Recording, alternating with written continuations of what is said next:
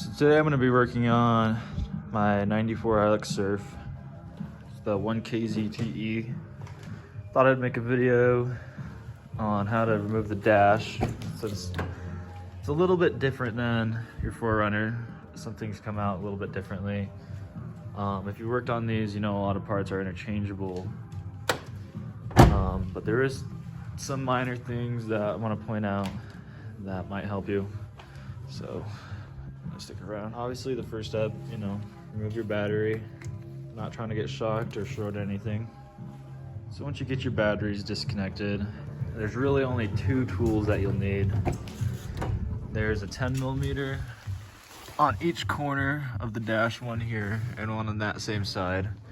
And then the rest are just Phillips head screws. So yep, mainly right here, this is what you'll need. So the first time I took apart the dash was mainly to replace these bulbs in here.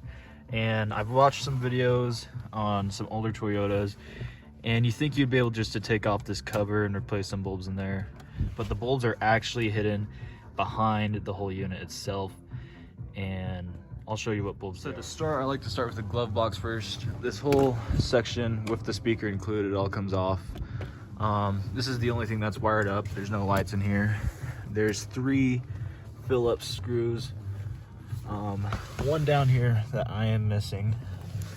And that one 10mm I mentioned earlier. So once you have all of those screws and the nut out, you can normally just wiggle it out, pop out the clips. I'm gonna need 2 hands for this one. Now once you get it out, there's this one wire you gotta make sure. Right, and now that you got that out, you have access to a couple more screws here. So moving on to the driver's side here, you've got 1 screw there, that 10mm, another screw there, 1 here, and 1 here. Now, just take those out. One thing I forgot to mention, remove this cover right here. This thing is all one piece. Might have been a little bit confusing saying it's all one piece, but this part's one piece. Now, it's not necessary to remove this entire piece because these are a pain in the ass to work with. So I'm just gonna leave it hanging. So once you get the kickboard or whatever it's called off, it's time to remove this piece. But to do that, you have to take off this stuff here. So move your knobs. Get yourself maybe a pick, but you gotta be really careful with these. There's a tab that goes in here, so you wanna try to get that tab out with, without snapping the whole thing. So this guy is a little bit difficult to get out, but here's that tab. That's gonna be slipping in there, and it's all clamped in by these areas, as you can see. And don't forget that clip. Ask me how I know. It's cracked. Now once you got that off, you have access to that screw right there, connected to this upper piece. And you got this screw right here.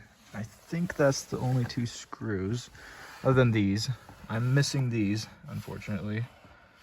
So I guess 4 screws for your upper section. All right. So after you get those screws out, you just pull straight back. It's pretty easy. The clips, aren't super in there. Now you just got to unplug all your buttons, which can be a little bit difficult, but it's not super hard. A little trick to make taking the buttons out easier is just going from the back, pushing them out forward. There is clips on the top and bottom. Just have to squeeze them a little bit, and these buttons pop out. Allows you to get to the wire and just pop them. All right, so you got the buttons removed. Now you should be able to just wiggle it on out. Just make sure you have everything disconnected. Don't want to break anything here. Also, steering wheel tilt. Make sure your steering wheel tilt is all the way down. All right, finally making some progress here. Next part is the centerpiece, and this one's normally pretty easy. Now moving on to the passenger side, these little pins. This one's already pushed in, so I'm gonna go behind there, put my finger back there, pop it out. Do that on both sides, and then remove this piece. If the button is sticking out like that, then all you have to do is press it in a little bit, and it's ready to get taken out. It's that easy. Do that, just 2 clips, and just wiggle it on out. Now next up is these 2 screws on the passenger side there. All right, now that we have those 2 screws out, don't really need to worry about anything over here because the screws that hold in this piece are also will hold in the kickboard. And I think you can just, yep, there you go. And just slowly take it out, unplug your clock, and don't forget to unplug your cigarette lighter too. Once you got this piece out, then time to take out the head unit. So I'm not sure about the OEM one, but my head unit just has 4 screws. Well, this is as far as most people will care to go if you're just replacing a couple bulbs. But I'm taking out this guy to replace the bulbs in there, so if you're interested in that, then stick around. But that's basically the whole dash. Yes, I did not take off this guy. But to my knowledge, it's just a couple of 10 millimeters, this side and that side, and I'm sure there's some more hidden. If you really need a video, which I'm sure it's a very niche community that's gonna watch this anyway, I guess comment. Also, another tip, these little plastic motherfuckers, they fall out because they get old, and if they fall out, you're not gonna be able to screw in your parts. So over here came out, but sometimes you just gotta jimmy rig something, or you can, you know, actually buy the clip online, but who has time for that anyway? All right, for this AC unit, I like to move the whole head unit. If you have the room, that's great. If not, good luck, because you got some stuff down here you gotta unhook.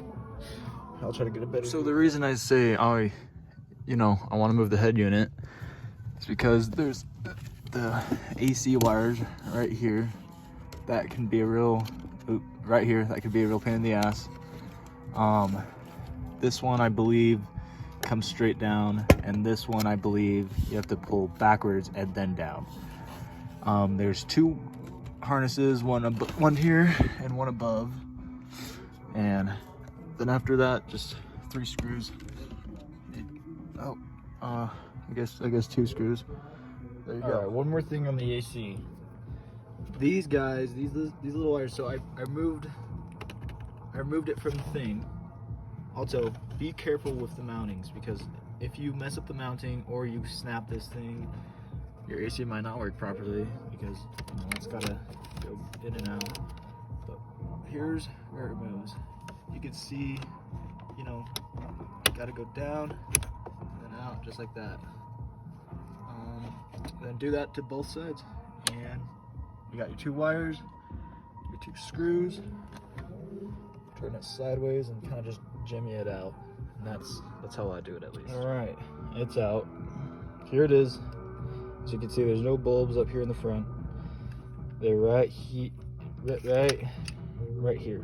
Those little white guys. You got 2 of them, one there and one there. Personally, I like to remove these 2 screws right here.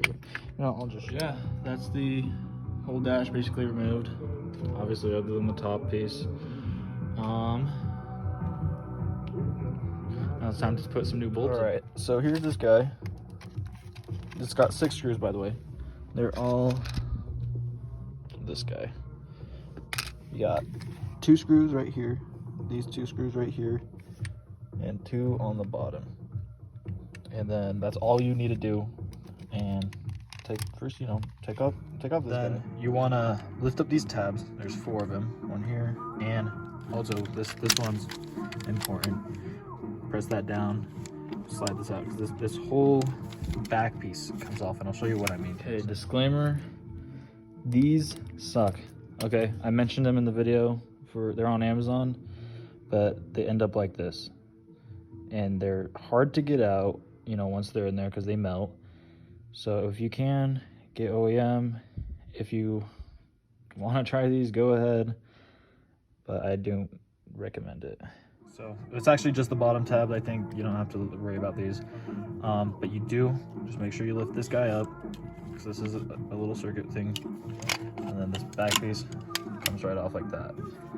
This piece, when you put it back together, is gonna obviously slide back into there, but now you have a little bit of better access to your lights.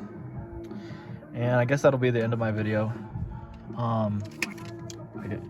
Just unscrew these, take those green things off, put them on the new light. But yeah, if I did anything wrong, let me know. This is my first video, I guess. I know I should have recorded it in landscape mode, but I wasn't thinking. I hope this helps anyone. Good luck on your Hilux.